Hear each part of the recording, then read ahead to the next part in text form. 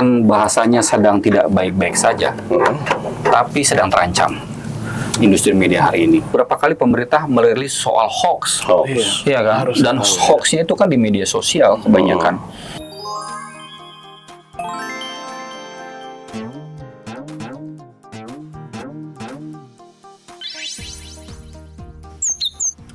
Oke, Bang Sukri Rahmatullah,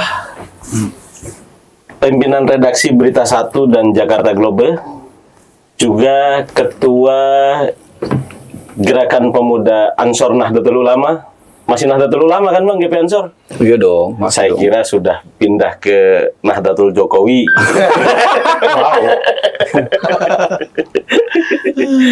Oke. Kita ngobrol-ngobrol Bang di siasat. Sebenarnya siasat ini singkatan Bang. Panjangannya itu saling silang pendapat.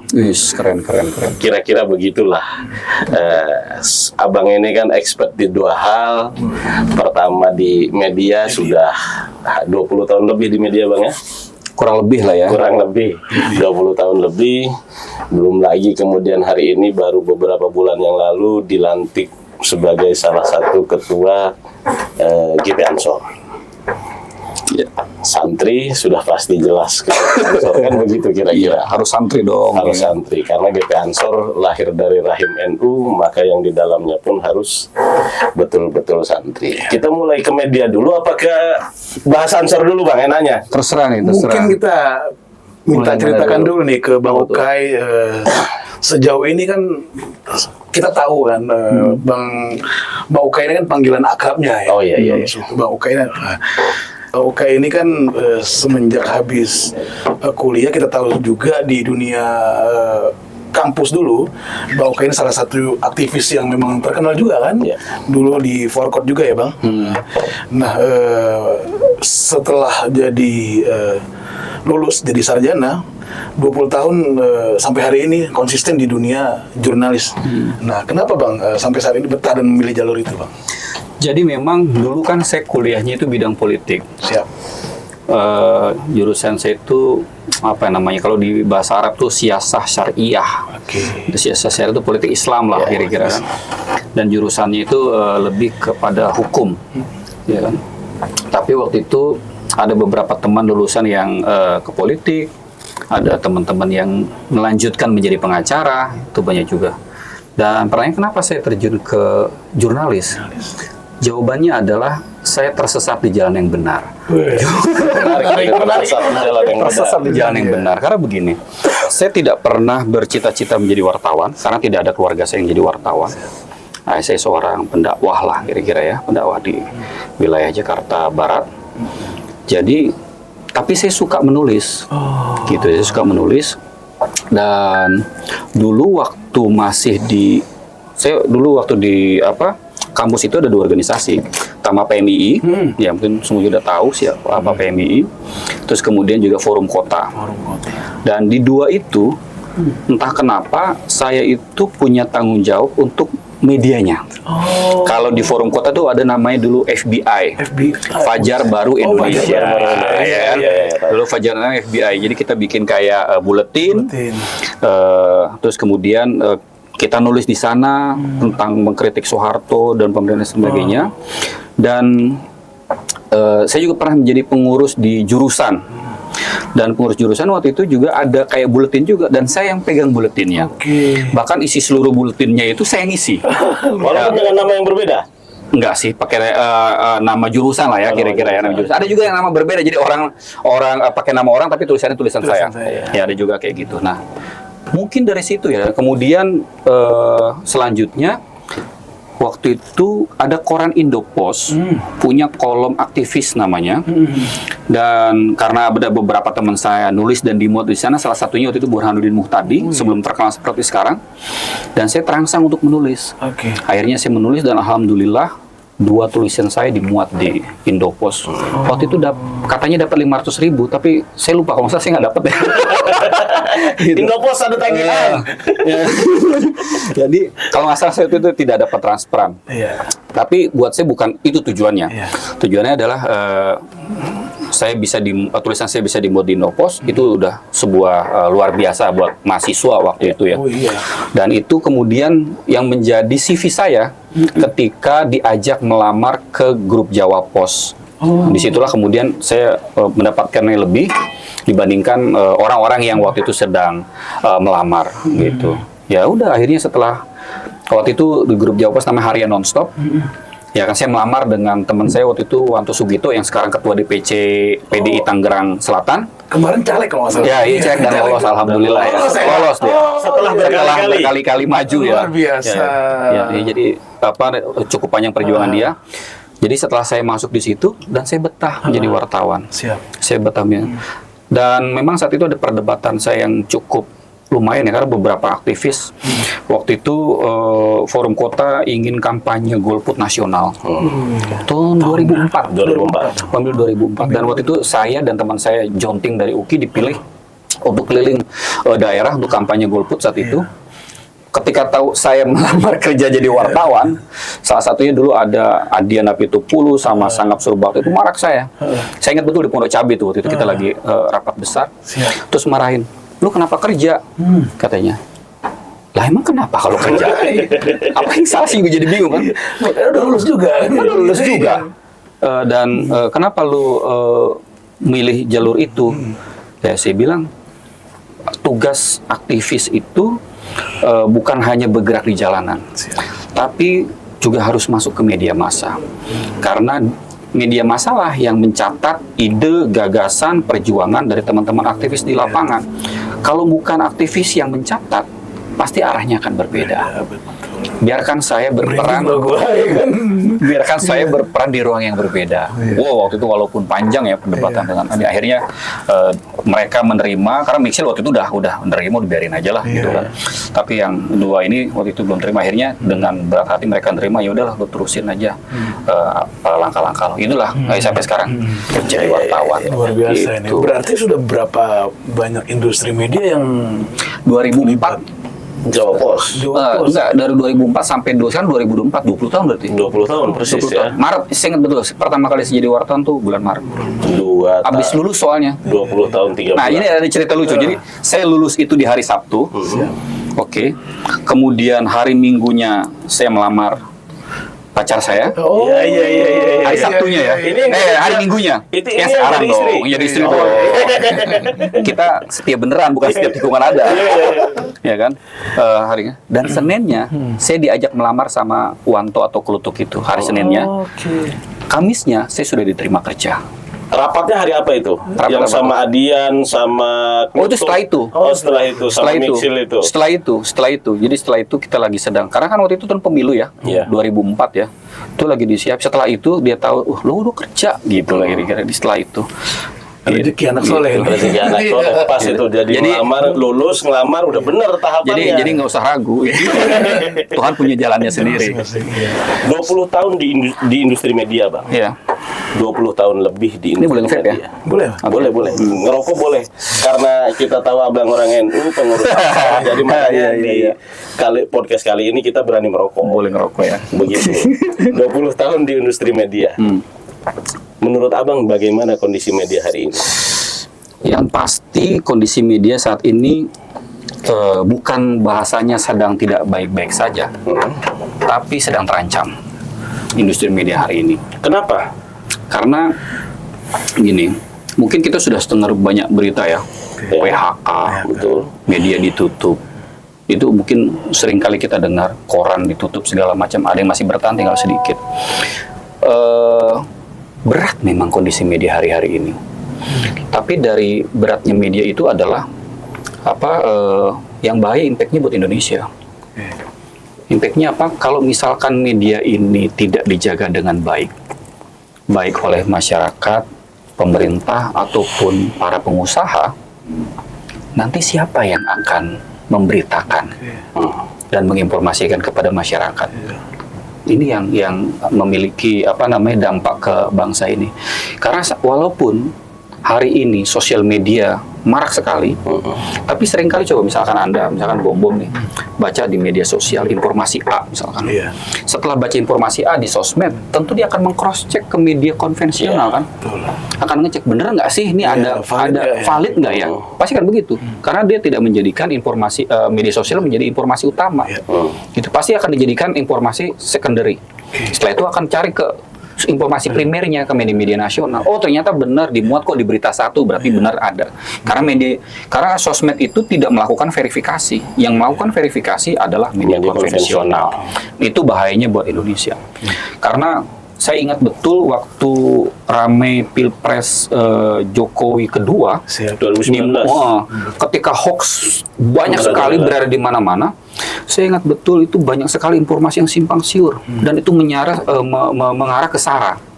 Jadi informasi yang seperti itu mengarah ke SARA, bahkan sampai karena kayak saya di NU, beberapa kiai kampung lah bahasa Gus Dur ya, kiai kampung itu selalu mengkrocek ke saya.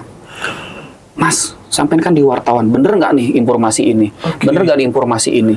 Jadi mereka meng-cross-check yang di sosial media, mereka sampaikan. Kan lu pernah ingat nggak ya, saya ada beberapa isu yang saya ingat. Misalkan, ada peristiwa pengurus masjid diikat. Ya. Ada peristiwa masjid di kacanya pecah, diserbu. Betul. Sarah semua isunya. Mayit orang yang meninggal tidak disolatin. Nah, banyak sekali isu SARA waktu itu yang beredar.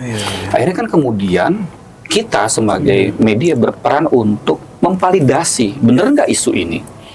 Ya kan, akhirnya kemudian saya masukkan ke newsroom, saya minta reporter ngecek dan sebagainya. Ketika informasi valid, dinaikin beritanya ke berita satu, baru saya sampaikan, Kiai ternyata informasi yang benar seperti ini. Berarti begini ya, maksud saya ancaman yang Bang Ukay tadi bilang itu lebih ke kemajuan industri media sosial atau memang ada kebijakan atau dari pemerintah sendiri yang mencoba untuk menekan bahasanya kan gitu. Itu di mana maksudnya? Ancaman yang terbesar itu di mana sih, Bang? Jadi memang ada beberapa yang membuat media hari ini sangat sulit secara ekonomi ya. Karena yang pertama, perubahan dari konvensional ke digitalisasi. Siap. Ya. Jadi yang tadinya orang baca koran, jadi nggak baca koran. Banyak tuh ya yang cetak. Ya kan? Akhirnya kan kemudian banyak koran cetak yang tutup. Atau dia membuat media online. Bahkan TV saja, dia juga harus membuat media online. Coba sebutkan TV yang tidak ada media online. Hampir semua TV ada media online. Gitu loh. Misalkan kayak Berita Satu, misalkan sekarang yang namanya BTV, punya namanya berita1.com. Itu salah satunya. Ada juga misalkan Kompas TV, ada Kompasco. Dan begitu selanjutnya. Apakah namanya sama atau namanya berbeda?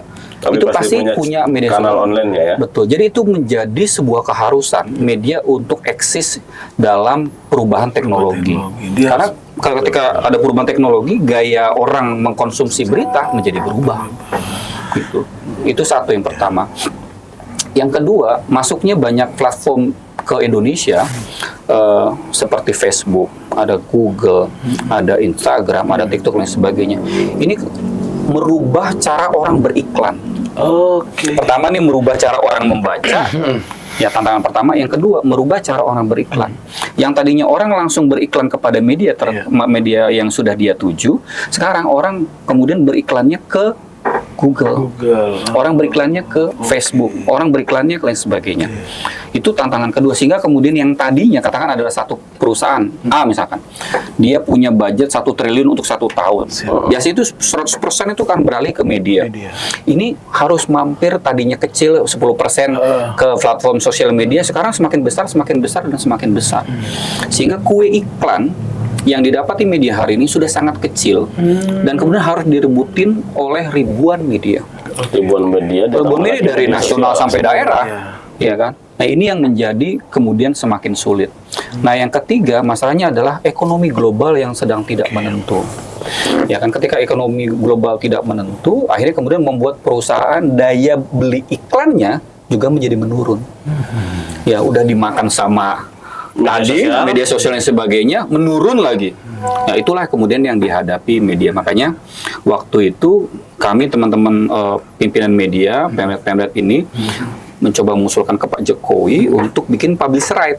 Oke. Nah, karena di publish right ini ternyata masalah ini bukan hanya dihadapi di Indonesia, tapi dihadapi juga di negara-negara lainnya.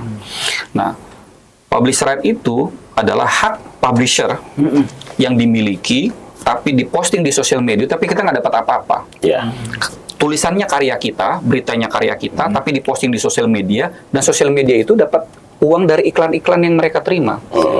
Di sementara kita nggak dapat apa-apa. Itulah kemudian keadilan yang kita minta kepada pemerintah agar publish right itu menguntungkan publisher, menyimbang antara publisher dan juga para platform itu. Sudah Ditekan sama Pak Jokowi, tapi tanda kutip itu belum terlihat dampaknya sampai hari ini. Gitu, belum terlihat dampaknya sampai hari ini. Berarti ancaman kemajuan teknologi digital ini ngeri karena memang luar biasa, ya? karena memang beberapa bulan terakhir ya kita sama-sama tahu hari ini media sosial misalnya kan Bang, media sosial ada banyak yang bilang misalnya no viral no justice. Iya. Yang bisa bikin viral ini kan media sosial Bang. Iya, Media konvensional belum bisa bikin viral. betul. Udah jadi hakim nih. Udah jadi hakim, no viral no justice kan, udah jadi hakim di media sosial. Ini kan ngeri-ngeri sedap. Kalau kondisinya seperti ini terus, aku pikir media konvensional bisa gulung tikar Bang. Tidak lagi menjadi bahan konfirmasi ataupun bahan validasi masyarakat untuk hal-hal tertentu. Gimana cara ngimbangin ini Bang? Ini kan ngeri Bang, gulung tikar. Kemarin kita sama-sama tahu lah, Liputan 6 berapa kali sudah melakukan pemutusan hubungan kerja. FIFA. Beberapa minggu yang lalu misalnya Gatra tutup total. Ini sudah ada contohnya Bang. Menurut Abang sebagai Pemret yang harus bertahan nih, media konvensional ini gimana? Sekarang saya tanya, misalnya ketika Anda dapat berita dari Twitter, langsung Anda percaya atau cross check dulu? Kalau aku cross check dulu. Iya, Cuman kan cross checknya kemana? ke media konvensional. Itulah yang terjadi hari ini. Makanya ketika saya ngobrol ke teman-teman media, terutama di daerah, saya bilang ke mereka, tidak usah khawatir dengan sosial media hari ini, karena pada akhirnya orang akan mencoba memvalidasi informasi, ya kan, kepada media konvensional. Karena setiap pemilik akun di sosial media itu tidak punya kapasitas, tidak punya kewajiban untuk memvalidasi informasi yang dia miliki. Yang punya adalah kita. Karena kan kita diwajibkan oleh Dewan Pers, dan kita punya kapasitas untuk mengkonfirmasi ke lembaga-lembaga tertentu, ke pejabat-pejabat tertentu. Tapi inilah yang saya sedikit protes ke media sosial. Kayak tadi, saya siang tadi ketemu salah satu pimpinan TikTok Indonesia, direktur. Saya sampaikan bahwa perlakuan para platform ini antara media dengan seorang bom itu sama. Iya kan? Iya, iya. Tidak ada perbedaan. Iya, betul. Bom boleh posting A, media juga posting B. Jangan kayak gitu. Perlakuannya sama. Tapi sadar nggak bahwa media sosial juga punya kewajiban untuk mencerdaskan masyarakat? Ya. Betul. Makanya tadi saya sampaikan satu ide kepada TikTok dan akan dia follow up. Saya bilang, TikTok harus jadi pelopor untuk ini. Gimana TikTok itu bisa bergandengan dengan media dan memvalidasi media agar pembaca itu atau masyarakat itu bisa melihat mana yang bisa dia percaya dan mana yang tidak. Oke. Gitu. Jadi katakanlah verify media, katakanlah begitulah ya ke depan, sehingga dibedakan dong. Kenapa? Karena Bom menghasilkan satu informasi, sementara media itu punya newsroom. Betul. Yang dia punya ada SOP-nya segala macam untuk memasak informasi ini benar atau tidak, valid atau tidak, konfirmasi bagaimana kelanjutannya, kan kayak gitu. Nah, tapi itu kemudian diberlakukan equal sama satu orang. Iya. Nah, ini kan jadi bukan tidak fair, maksud saya. Kasihan masyarakatnya. Iya. Artinya gini Bang, sosial media ini lebih berpotensi untuk menyesatkan. Karena kalau kemudian tidak ada ruang kontrol dari sosmed itu sendiri, kan bahaya Bang. Bahaya sekali itu. Iya, karena di media konvensional itu harus cover both set dan lain-lain. Iya. Sedangkan kalau kita sama-sama tahu di medsos ini udah Liar. Liar. Ruang kontrol di mana? Kalau tadi kan ada newsroomnya, jelas itu sesuai kaidah jurnalis. Tapi pemerintah sudah tahu akan hal ini, Bang. Tentang tentang bagaimana kemudian bahayanya sosial media. Oh tahu dong, kan beberapa kali pemerintah merilis soal hoax. Iya kan? Harus Dan tahu, hoaxnya itu kan di media sosial kebanyakan. Ya kan di Facebook lah segala macam beredar hoax segala macam. Kadang-kadang ada waktu itu pernah yang lucu tuh yang 2019 kemarin ada peristiwa masjid diserbu. Ya. Ternyata bukan terjadi di Indonesia tapi di negara lain dan itu beberapa tahun lalu. Gitu loh. Nah itu kan media sosial begitu. Akhirnya kemudian ketika bom memilih salah satu calon tertentu, jadi confirmation bias dipercaya aja. Wah bener nih masjid diserbu nih segala macam gitu kan. Nah itu bahaya. Nah makanya saya bilang gini ke TikTok tadi, saya bilang gini, anak saya itu masuk generasi alfa, ya kan. Dan dia mendapatkan informasi dari TikTok. Ya, ini ada peristiwa ini nih. Dari mana kamu dapatnya? Dari TikTok. 5 tahun ke depan dia akan menjadi dewasa. Pola pikirnya tidak seperti pola pikir generasi milenial.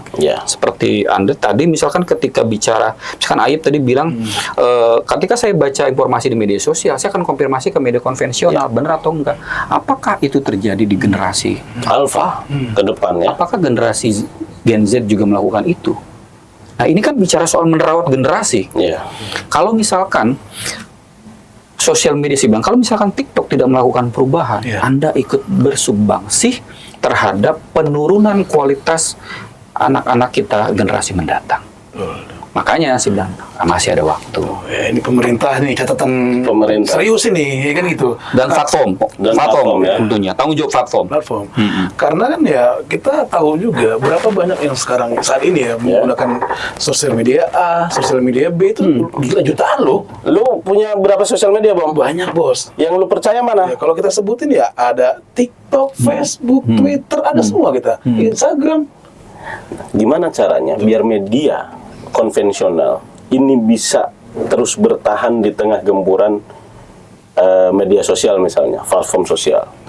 Karena mau nggak mau nih, kita ini di HP saya misalnya, di HP saya ada TikTok, ada Instagram, ada Facebook, ada apalagi Google. Tapi karena berita konvensional, saya hanya misalnya ada berita satu karena ada Bang Ukay di sini. Udah di follow ya, Itu aplikasi wajib. Harus dong. Dan mungkin ada beberapa media mainstream yang lain yang aku download aplikasinya dan medsosnya. Tidak semua media juga saya konvensional itu tidak semuanya saya follow. Nah, bagaimana kemudian mereka harus bertahan? Sekelas Gatra yang pada tahun-tahun saya kuliah itu sungguh sangat luar biasa saja bisa gulung tikar hari ini, Pak. Bagaimana manajemennya kira-kira? Jadi kalau obrolan saya dengan teman-teman Pemret lain ya, saya selalu memancing diskusi tentang core bisnis media. Dulu ya, waktu cetak masih berjaya, ada salah satu gedung di Palmerah sana, Kompas lah kita sebut koran Kompas ya. Jadi itu kalau seperti kita antri obat di rumah sakit, itu orang yang mau iklan baris Kompas tuh Sabtu Minggu tuh kan luar biasa ya. Itu ngantri. Ngantri. Jadi kalau misalkan Aib datang ke sana, datang hari Senin untuk pasang di minggu ini belum tentu bisa. Waktu itu ya. Bisa jadi nanti space-nya adanya di bulan depan Mas Aib. Lama. Tidak perlu sales keliling-keliling. Karena halamannya hanya ada beberapa tuh, jadi terbatas. Jadi nunggu bisa jadi sebulan, bisa jadi 2 bulan. Saat itu ngantri, gitu kan orang yang mau ngiklan. Nah sekarang sudah berubah kan. Sekarang sudah berubah polanya. Jadi core bisnisnya juga harus berubah. Karena dalam setiap zaman itu harus memiliki core bisnis yang berbeda. Kalau dulu koran, radio, dulu di digital saja. Ketika pertama kali saya setelah dari Jawa Pos tadi nonstop, saya ditarik ke MNC. Ya, saya ditarik ke MNC tahun 2006 dan saya ikut mendirikan okezone.com saat itu. Dan waktu okezone.com itu pertama kali muncul, dulu iklannya masih ada iklan banner. Tahu kan kalau lihat di website ya, iklan banner di depan segala macam. Sekarang bukan itu trennya. Gitu. Iklan advertorial, banner itu sudah pola lama. Advertorial udah nggak ada? Ada, tapi tidak seperti dulu. Harganya sudah sangat-sangat murah. Gitu kan. Kenapa? Karena orang bisa posting berita di media sosialnya masing-masing kan. Gitu. Makanya kenapa Raffi Ahmad diajak Jokowi ke IKN? Nah, itu edan. Kita fokus dulu. Itu padahal tadi di catatan kita itu pertanyaan terakhir. Kenapa Pimret? Enggak. Nah, jadi yang harus dipikirkan sekarang oleh para pimpinan media adalah bagaimana beradaptasi dengan situasi dan mengubah core bisnisnya. Nah sekarang itu kemarin ketika sebelum COVID itu rame-rame orang mengubah core bisnisnya ke event. Jadi media sekarang itu bukan hanya advertorial, banner, iklan kolom gitu kan, merubah menjadi event organizer. Sebut saja sekarang media-media dan hari ini sudah banyak semua media hampir membuat event organizer, baik event organizernya seminar, ya FGD dan lain sebagainya. Itu salah satu yang katakanlah menjadi pemasukan bagi media hari ini. Ada lagi juga ya, bukan hanya menjadi event organizer, ada juga yang menjadi konsultan. Ya kan? Sekarang media sudah menjadi konsultan. Ada beberapa media mungkin yang nggak bisa saya sebutkan namanya dan sudah melakukan menjadi lembaga riset. Jadi jualannya jualan riset, jualan konsultan. Jadi konsultan politik, jadi konsultan media. Itulah yang dilakukan media-media untuk bertahan agar bisa bertahan sampai hari ini. Itu menyalahi apa ya? Bukan menyalahi istilahnya, menyimpang dari tujuan awal media nggak, Bang? Pada akhirnya mungkin ya sebenarnya kan nggak juga apa selama dia menjadi konsultannya hanya memberi advice gitu kan, hanya memberi advice dan tidak kemudian mengaburkan fakta, itu masih oke. Tapi kan kadang ada juga mungkin ya, saya nggak tahu di belakang itu misalkan dia menjadi konsultan terus diberitain di tempat dia dan segala macam, mungkin ada juga seperti itu gitu. Tapi ya itulah cara media untuk bertahan hingga hari ini gitu kan. Nah, kayak kemarin saya ketemu dengan ada salah satu kampus yang juga fokus ke analisis media segala macam. Saya cerita, saya bilang di luar New York Times misalkan, New York Times itu 60% pendapatannya itu dari subscriber. Ya, kalau buka New York Times, ya, misalkan Aib atau Bom buka New York Times ya portalnya. Ketika Anda buka satu artikel, hanya dalam hitungan 10 detik Anda akan dipaksa untuk login. Dan login free-nya itu dibatasi. Kompas ID. Ya ini yang dilakukan, itu kan salah satu yang bertahan kan, ada Kompas ID dan lain-lain lah, yang berlangganan lah. Misalkan, pokoknya subscriber. Jadi kalau di New York Times itu kita kalau 10 detik, lebih dari 10 detik itu sudah suruh login karena dianggap sudah suka. Gitu kan. Dia disuruh login dan ketika disuruh login disuruh berlangganan. Dan bayar. Dan waktu itu saya pernah cek ya, pendapatan terbesar New York Times kalau nggak salah 2022 atau 2003 saya lupa, 60% itu dari subscriber. Dan dia berbayar. Nah, saya cek lagi ke dalam. Rata-rata orang yang berbayar langganan New York Times itu apa sih? Apakah berita atau apa? Ternyata ada dua. Apa tuh? Yang pertama adalah teka-teki silang. Yang kedua adalah menu makanan. Jadi apa yang dulu di koran, dulu yang apa ya? Gratis itu dulu. Dulu kan ada di koran kita sering TTS kan? Terakhir itu dulu TTS kan. Terus kemudian ada menu makanan, menu masakan kayak gitu kan. Itu kemudian dari koran ketika dipindah ke online, dia dimasukin ke online-nya dan kemudian dibikin berlangganan. Gitu. Dan itu dari data yang saya dapatkan itu 60% pendapatannya dari langganan. Berarti itu aplikasi ya, Bang ya? Berlangganan aplikasi? Aplikasi kan pasti langganan ya? Betul. Di mobilnya juga, kalau nggak salah di mobil juga. Kalau kita buka dari handphone juga begitu kok. Kalau kita buka dari web juga sama kurang lebih. Bukan news ya, tapi lebih ke. Nah itu dia, itu yang membuat saya juga kaget. Betul, itu juga yang membuat saya kaget. Akhirnya adalah tugas media itu, jadi tidak hanya sekarang itu hanya fokus kepada berita saja, tapi harus bisa berpikir apa yang disukai pembaca saya. Oh orang misalkan, sukanya dulu kan mungkin kalau kita lihat pos kota ada doyok, misalkan bisa saja. Misalkan orang, kalau saya jadi bosnya pos kota saat itu, bisa saya doyoknya itu saya bikin berlangganan karena sudah ada fansnya. Kalau mau tahu cerita doyok besok, berlangganan dong, mulai dari 25.000 per bulan. Itu lumayan. Cerita doyok selanjutnya itu apa lagi? Saya dua pos kota dulu itu, Bang. Saya suka pos kota sama lampu merah, Bang. Lampu hijau apa merah? Merah zaman dulu. Awalnya lampu merah, kemudian berubah jadi lampu hijau. Dulu itu saya sering. Selain dulu kan di kampus. Dulu nih kalau baca pos kota baca nah ini dia. Ada ketahuan kan? Jadul banget ya. Kalau itu luar biasa tapi ini karena Abang tadi sudah menyinggung, Bang. Influencer. Selain kemudian tadi Abang, influencer ini kan ngeri, Bang, menurutku. Pengaruhnya luar biasa. dia salah sedikit, dia melenceng sedikit, habis itu. Maksudnya pengaruhnya ke pembaca yang melihat itu luar biasa. Menurut Abang sebagai pimret di media konvensional, bagaimana melihat influencer? Influencer itu seperti pisau bermata dua. Dia bisa juga menguntungkan, tapi dia juga bisa membahayakan. Gitu. Menguntungkan dalam arti adalah ketika kita bisa berkolaborasi dengan influencer, gitu ya, berkolaborasi dengan influencer, kita membangun narasi bersama, berkolaborasi, itu bisa menguntungkan. Audiens dia dengan audiens kita disatukan, gitu kan, itu bisa menguntungkan. Dan itu di tempat kami juga ada KOL yang memang untuk segmen-segmen tertentu, segmen ekonomi, politik apa, dan ketika ada klien yang mau masuk influencer itu, kita arahkan ke sana dengan kolaborasi itu. Jadi di satu sisi menguntungkan, tapi di sisi lain juga bisa menjadi ancaman. Ancaman tuh satu dari sisi media ya. Ya tentu influencer boleh nggak setuju dengan saya soal ini, bahwa sekarang akhirnya orang banyak beriklan ke influencer. Gitu. Saya nggak usah sebut lah yang besar itu kan. Dia di Pilpres dapat berapa duit kita tahu lah kira-kira kan. Gitu kan. Dan itu rate dia itu bisa mengalahkan rate-nya 10 media. 10 media konvensional. Media nasional. Yang ring 1 misalnya. Ring 1. Rate-nya 10 kali lipat. 10 kali lipat. Rate-nya dia. Sebutlah Raffi Ahmad misalnya. Saya nggak usah sebut lah ya, Anda yang sebut aja ya. Misalkan itu mengalahkan, artinya bahwa ketika ada potensi akhirnya ke influencer, akhirnya nggak lari ke media kan, iklannya kan. Yang dihidupkan hanya sebagian kecil orang di influencer itu, sementara di media ini ada ratusan orang tanggung jawab, gitu kan. Nah ini yang menjadi PR. Ditambah lagi, misalkan kadang-kadang gini, ketika bicara influencer, ini kan tidak bicara ekspertis. Betul.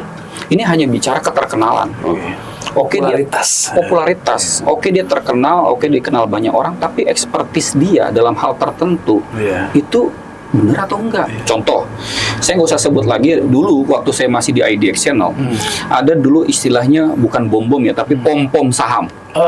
Ingat nggak? Pom-pom saham. Pom-pom saham itu bagian dari saham gorengan, di mana influencer dipakai oleh perusahaan terbuka tertentu untuk mengangkat perusahaan itu, sehingga kemudian banyak orang beli sahamnya. Padahal si influencer itu tidak ada ilmu sama sekali bicara soal saham. Tapi karena dia populer, pengikutnya banyak, akhirnya orang ikut. Akhirnya kemudian ini kemakan semua yang ikut. Kenapa? Karena setelah naik, misalkan bom influencer, saya bayar bom nih 500 juta, coba ngomongin soal saham gue, segala, oh ini sahamnya keren, bagus, padahal dia nggak tahu ilmunya. Ngerti nggak fundamental ekonomi, fundamental perusahaannya, laporan keuangannya, segala macam, dia nggak ngerti. Tapi karena disuruh dibayar 500 juta, akhirnya kemudian dia promosikan segala macam, banyak orang masuk. Ketika orang masuk dan sahamnya naik, dijual sahamnya, digoreng sahamnya, ketika anjlok nangis semua. Nah, akhirnya kan kemudian waktu itu seingat saya Bursa Efek Indonesia itu memanggil mereka semua dan diingatkan, bahkan sampai dikeluarkan pengumuman tidak boleh melakukan pom-pom saham. Karena itu berbahaya. Itu maksud saya salah satu contoh kasus ya negatifnya ketika influencer yang kurang expert berbicara yang di luar. Oke lah, kalau bicara makanan kan soal tes ya, silakan lah, soal liburan soal tes ya. Tapi ketika bicara area tertentu yang bisa berdampak kepada banyak orang, hati-hati. Itu sangat mengerikan, kan? Iya. Dan kalau kita ya sama-sama lah, misal Abang 98 sudah jadi mahasiswa, jadi aktivis misalnya kan. Dan media hari ini adalah kebebasan pers di Indonesia itu lahir dari proses reformasi 98 kan. Dan mungkin waktu kami jadi mahasiswa itu ya sungguh sangat luar biasa lah itu media itu pengaruhnya kan ke kita. Tapi hari ini kondisinya, indeks demokrasi kita bagaimana? Dan kemudian apakah juga karena turunnya peran media, indeks demokrasi kita turun? Ataukah memang karena pengaruh influencer yang tidak expert tadi ngomong itu indeks demokrasi kita jadi turun? Atau dampak digitalisasi? Dampak digitalisasi. Banyak faktor sebenarnya mungkin mengapa indeks demokrasi kita turun.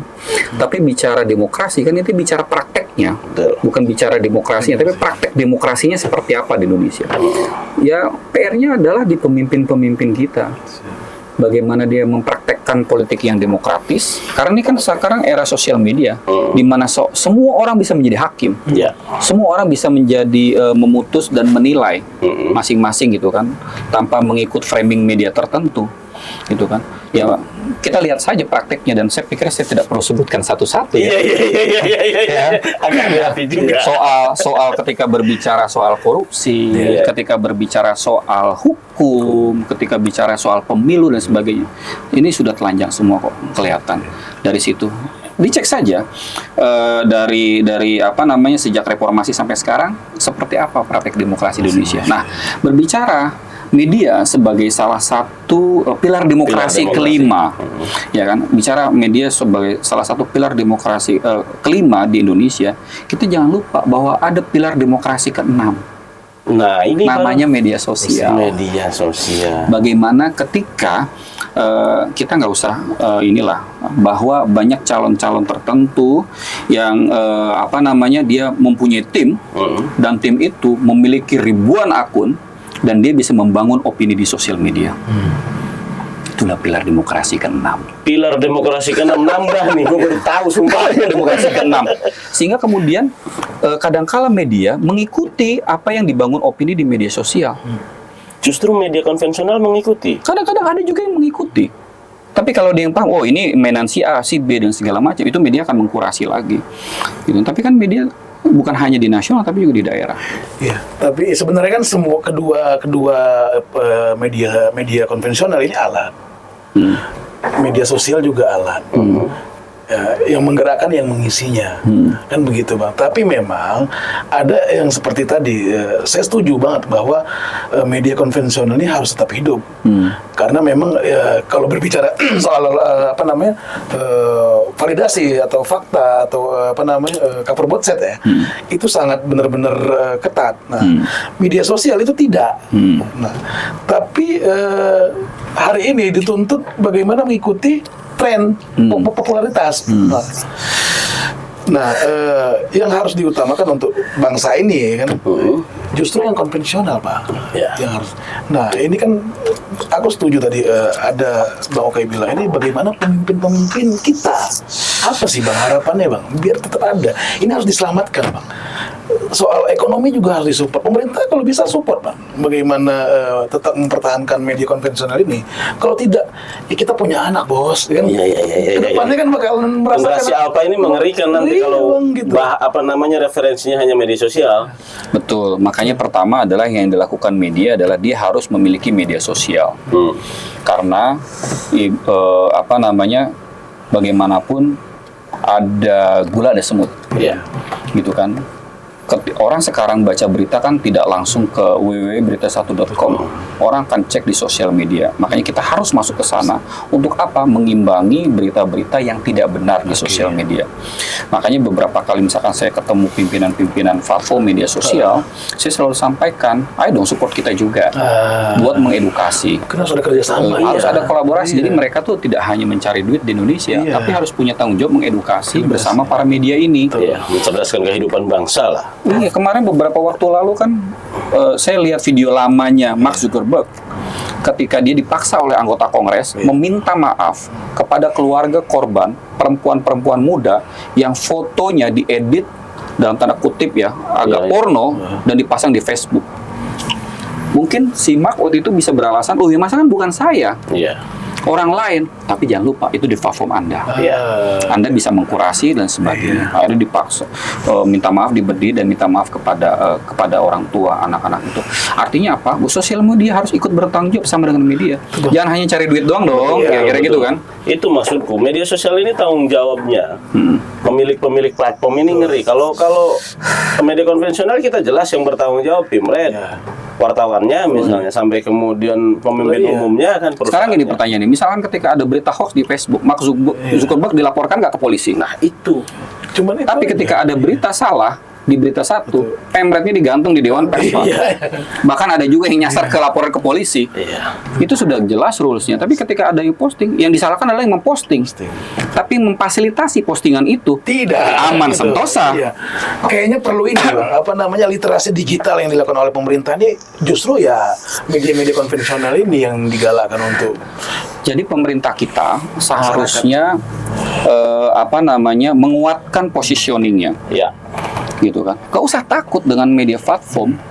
Ya, mohon maaf ya, waktu publish right mau muncul, ya kan, ada salah satu platform menggunakan influencer untuk menyerang pemerintah, ya kan, influencer yang nggak ada rambutnya, tahu lah ya, untuk menyerang pemerintah. Nanti kalau publish right, YouTube bisa hengkang segala macam, Google dari Indonesia segala macam. Jadi dibikin khawatir pemerintah, dan itu disampaikan kepada followersnya.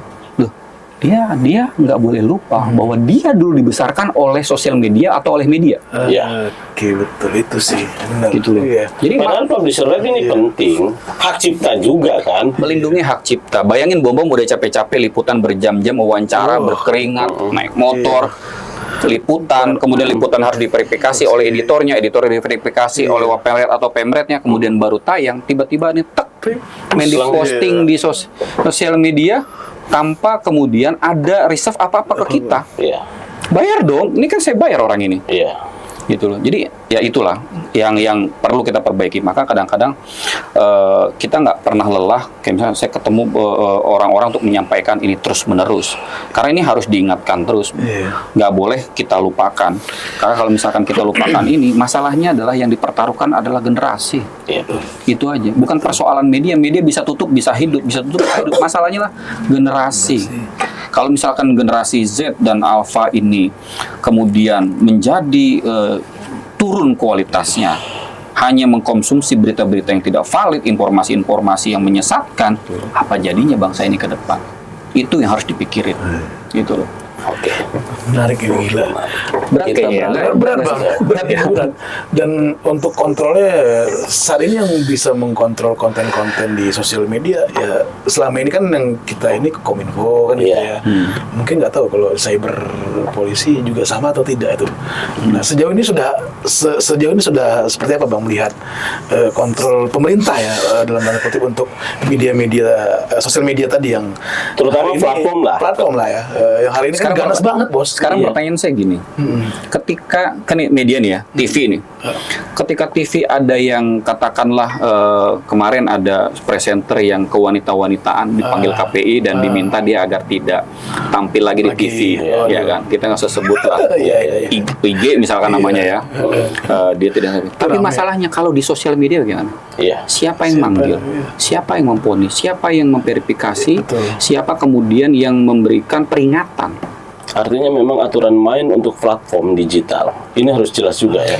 Mereka hanya menggunakan pedoman komunitas. Pedoman komunitas itu adalah ketika Bom memposting sesuatu dan kemudian masyarakat melaporkan mereport konten itu baru kemudian direview. Nunggu rame dulu bos. Kayak ini aduh. Nah saya sempat waktu pertemuan dengan salah satu media sosial, kalau nggak salah bulan lalu tuh, saya kasih masukan gini. Ingat nggak, saya bilang, bahwa pernah ada live streaming gantung diri di rumah kontrakan kalau tidak salah, di depan halaman dan itu live di platform Anda, dan itu tidak dimatikan selama 4 jam. Saya sebutkan kasusnya, dan bagaimana tanggung jawab sebagai platform. Gitu. Jadi masih ya inilah, ini kan media sosial ini termasuk baru lah ya, dan mereka harus banyak improvement. Makanya kenapa tadi saya dipanggil diajak diskusi, salah satunya kritikan saya tadi. Gitu kan. Bayangin kalau ada orang tiba-tiba dipanggil siapa ya Bang? Live, ya salah satu medsos lah. Diminta masuk segala macam. Live, bunuh diri. Bagaimana ditonton 4 jam tuh berapa ribu orang yang nonton. Dan itu akan berimpact atau tidak. Gitu kan. Pasti kita saja ingin menurunkan berita tentang orang bunuh diri, kan karena itu peristiwa ya, kita selalu disclaimer bahwa ini tidak bisa dicontoh segala macam, dan kita blur fotonya. Aturannya ketat sekali. Nggak bisa. Kalau enggak itu udah Dewan Pers panggil kita. Masuk Ri ke sini, Ri kok beritanya Anda begini gini gini, wah udah habis kita. Nah, sementara di media sosial live 4 jam tidak ada blur. Makanya saya bilang harusnya di Anda itu harus ada sistem alert. Di mana kemudian ketika ada hal-hal, ada misalkan laporan, kan itu cuma pedoman komunitas kan laporan cuman gitu ya. Ada laporan misalkan satu konten bunuh diri. Ketika orang klik itu baru 1 atau 2 harus stop. Iya. Harusnya. Dalam waktu cepat. Bahaya kalau enggak. Belum lagi tabrakan. Iya. Dan lain-lain sebagainya. Banyak banget. Tuh banyak kan orang bikin konten-konten tanpa etika segala macam yang kayak orang tua mandi lumpur, minta duit segala macam. Mau jadi apa bangsa ini ke depan? Gitu loh. Kalau nggak di ini, nah nggak ada, saya tidak ada lembaga yang berwenang untuk itu, mengontrol itu. Nggak ada sampai sekarang siapa? Dan penggunanya puluhan juta, Bos. Saya berharap waktu itu saya ketemu kebetulan ketua KPI, sahabat saya juga, Oh iya. yang saya sampaikan, lo harus masuk ke ruang itu, bukan maksudnya membatasi kemerdekaan mereka, tapi menjaga moral bangsa, menjaga generasi Itu ke penting depan, banget, Bang. Iya. gitu loh, menjaga ke depan. Karena kalau nggak dibatasi, peran negara ada di mana? Hari ini pemerintah belum punya aturan main untuk platform-platform itu, Bang. Sebutin aja, ada nggak laporan, ada nggak aturan itu? Ya tadi yang dibilang ketika rame Baru. Nah ini mungkin pemerintah bisa dengar juga nanti di podcast Platform kita, itu ya. hanya berlindung di pedoman komunitas, dan itu nggak cukup. Mungkin Sepakat dari saya. Komisi 1 DPR, Iya, harusnya Komisi Kominfo, ya, dan kepolisian dan lain-lain itu harus benar-benar diperhatikan ini, sangat serius. Ini ngeri loh, Bos. Ini baru 1-2, ini ke depan ini bakal banyak banget, dan orang yang menggunakan sosial media itu kan bukan, maaf ya, pengetahuannya kan kita nggak ngerti itu. Ya. Nah, apalagi kalau dia main upload tiba-tiba, waduh, Bahaya itu. bahaya itu. Nah itu dia, makanya kan kembali ke bicara tadi kita soal media sosial dan media, ya kita harus banyak melakukan evaluasi bersama, ya kan, kita harus benahin bareng-bareng. Media sosial tuh bagus gak? Bagus untuk Positifnya masih ada. positifnya banyak, mengkonektivitaskan orang dan sebagainya, membangun relation dan untuk promosi itu bagus. Kita bukan berarti kemudian tutup media sosial, enggak. Tapi yuk kita atur dengan baik. Karena segala sesuatunya yang baik belum tentu tidak ada baiknya gitu. Sesuatu yang tidak baik belum tentu nggak ada baiknya.